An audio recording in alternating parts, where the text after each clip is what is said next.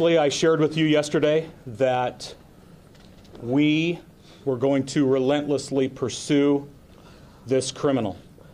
I told you that we would spare no expense and that every resource available to us would be brought to bear.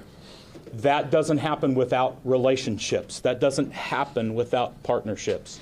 And so while I will probably miss some of them, I'm going to hit the highlights.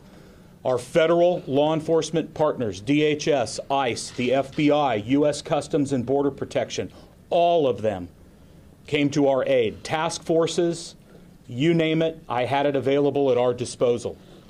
Our state and local law enforcement partners, yesterday when we knew that our suspect was in Kern County, one phone call to Sheriff Donnie Youngblood, and he told me, Sheriff, whatever you need, because that's how sheriffs roll. We work together to pursue justice for crime victims. In this case, for Officer Singh.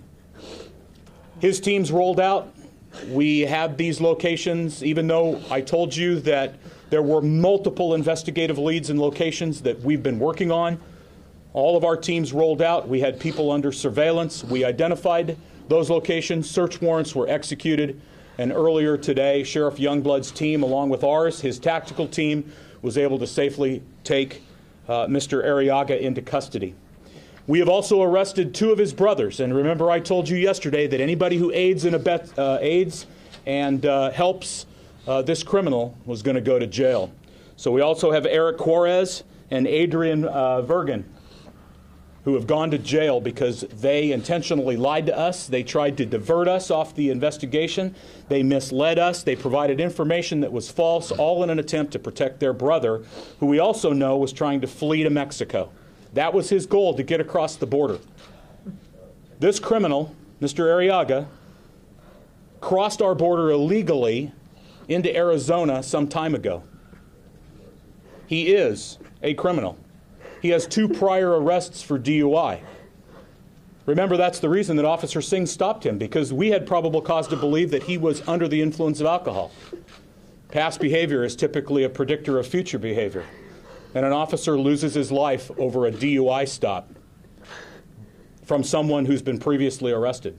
Mr. Arriaga also has known gang affiliation, Norteño street gangs, or I'm sorry, Sureño street gangs. He claims to be a Sureño. All you have to do is take a look at social media, which, by the way, got way ahead of us again, and there's plenty of photographic evidence on and in social media, Facebook, and other platforms that clearly shows him self-promoting himself as a gangster. So, while we absolutely need to stay focused on Officer Singh's service and sacrifice, we can't ignore the fact that this could have been preventable. And under SB 54 in California, based on 2 arrests for DUI and some other active warrants that this criminal has out there, law enforcement would have been prohibited from sharing any information with ICE about this criminal gang member. Ladies and gentlemen, this is not how you protect a community. This is not how you assure the people who live in our community, regardless of their ethnicity, their culture, their race, any of that, that they live in a safe community. Because there are people who want to exploit and victimize others.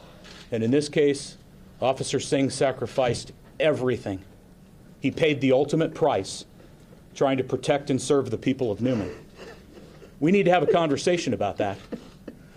Now, from this point forward, we have a lot of work left to do. There's an incredible amount of work, investigative work, that we have left in order to deliver a prosecutable case to our district attorney, Birgit Flatiger. Potentially, this could be a capital case. We don't know. But this isn't something that is going to be done anytime soon. Certainly, the arrest of Mr. Arriaga does bring some closure to the family. Certainly helps the Newman Police Department and the community in Newman. But make no mistake, we're going to continue this investigation until we have everything presentable so that we can prosecute Mr. Arriaga for his crime. Obviously, there's a lot of misinformation and other information that is being spread, widely shared on social media. Everybody has an opinion, and that's okay. Remember, if you don't hear it from us, be cautious about the validity and the valid parts of information that you may see or hear. At this point, I'm happy to answer any questions you might have, and remember that I'm not going to get into great detail here.